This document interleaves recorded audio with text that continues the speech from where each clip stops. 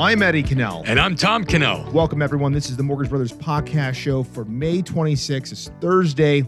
And if you are new to the channel, be sure to subscribe, comment, and like. Ask us any question. And before we get going here, what's our disclaimer here? Well, this is not financial advice. That's right. Yeah, we're smart, but we're not rocket scientists or we're not economists. So we're giving you our best professional, opinion and thoughts on the numbers. That's right. So today we are looking at interest rates. So we're giving this to you right Monday through Friday. 30-year fixed today we see at 4.75. The 15-year fixed conventional at 4%, so just like they were yesterday. Mm-hmm. The 5-year ARM, same, 4.49 as yesterday. The 30-year FHA is 4.375, down a little bit. And the 30-year VA loan, 4.375, down from yesterday. And these interest rates come with no quotes. The way that we have priced these out are based on these assumptions right down here for conventional FHA and VA.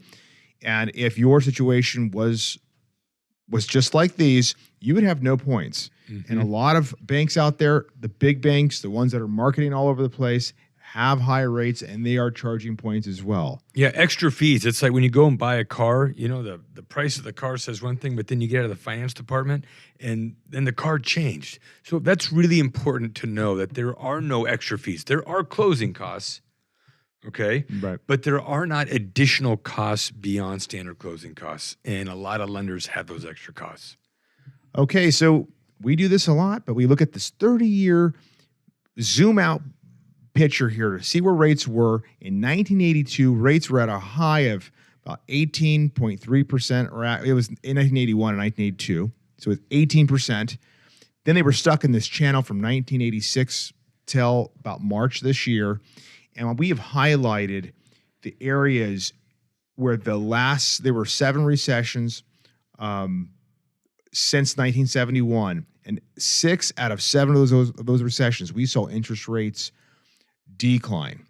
And many of us believe that we are in the middle of a recession right now, or recessions are always something that the economists will tell us it's a lagging indicator. So they'll tell us when the GDP eventually hits two quarters of negative growth. Right. The good news there is it's not like, hey, it just started, so you have you have X months to go through it. It's like, no. Usually when you're in a recession or when they start talking about it, a number of months have already passed. Yeah, you would basically say, yeah, for the past 6 months we've been in a recession. Mm-hmm.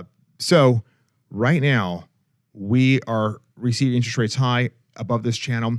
If we are in a recession, and again in the coming 12 to 24 months, if we're going to get through whatever's coming, and the Federal Reserve will likely do what they always do and lower the Fed rate, lower the rates on the Fed from the Fed point of view, and then which will lower mortgage payment. Mortgage rates. And also I think it's important, when we talk about recession, that typically means slowdown.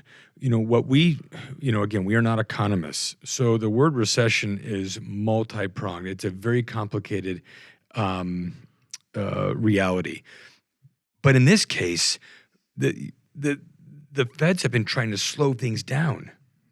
So there has been, artificial movements, levers being pulled to slow things down. So it's kind of weird. You're like, what? Why are we talking about a slowdown? Homes are doing great. My car is going up in value. My job's stable. We've got all this low unemployment. So please be careful when we say the word recession. It's not going to be your typical recession. All we're talking about is the Feds are trying to slow the market down, and they do that by increasing borrowing costs. Okay, so today we're going to be looking at something we do every now and then, which is a buy versus rent scenario. We want to paint a very realistic picture between buying a house and renting. And I know that we're going to show you a couple more charts, but this one here just shows you what our inputs are. So basically our assumptions. If we assume that we're buying a house here for $500,000, that the property taxes are $3,000, that you're going to pay homeowners insurance about $146 a month. That's actually pretty high for that value. Yeah, and I was going to say taxes too are probably a little bit high too. So do not take this as, oh my goodness, this is what they are. No, we're just trying to be very conservative. Yeah, this is very conservative. Also, you're going to have a 2% increase in your taxes every year. And, you're going to have some repairs on a home. So we threw in some repairs, 208, and then 6% cost to sell a home. Because, if you're going to buy a house, if you're going to compare it to renting, you have to analyze what the cost would be to sell. Right. And then this is over a 5-year period. This is in Arizona where we have seen historically about 4.45% in appreciation. But this model also is going to assume we have at least 3.62% appreciation and on average per year, which is pretty conservative too. Yeah. So by all metrics, I mean these assumptions are pretty dang conservative. That's right. So on the renting side, you would rent that home, for $2,600. You'd pay a little bit of mortgage or renter's insurance for $40, and your rent increase would be about 3%. Okay, which is about average inflation over many years.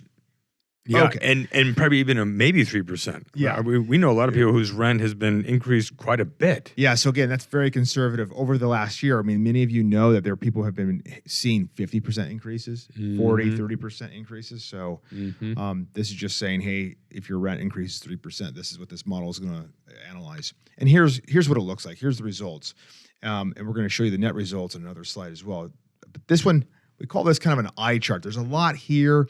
It may be hard for some of you to really kind of see it, but the bottom line is this, is that if you looked at buying a house versus buying a house versus renting a home, your monthly cash payments over 5 years, if you bought the house, your cash to the mortgage, to your rental, or to your repairs, the taxes, everything. Right. You'd have this amount less in your bank account. You would have about $9,600. So buying the house from one point of view, the cash flow is negative. Like meaning you buying that house will drain your bank account by $9,600. $9,600. That's right. Okay. So, oh my gosh. And so why would someone do that? Why would you ever buy a house, right? Now here's two big pieces.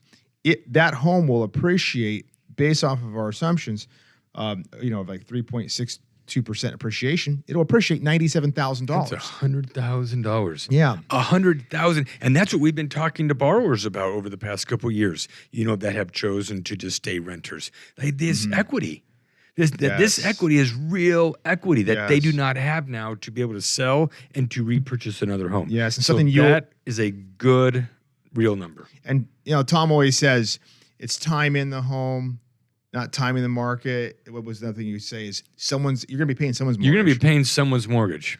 Yes. Yeah. And so, whose mortgage you're paying. If you buy a house, you're paying your mortgage and you're paying down your mortgage $37,000. So yes, your wallet has $9,600 less in it, but your mortgage balance is $37,000 lower. Yeah. And we're adding the amortization to the appreciation, right? Yes. Okay, so if you go out 5 years, rent versus buy, your bank account will be less about $10,000. So this is the net gain here. Mm-hmm. Okay.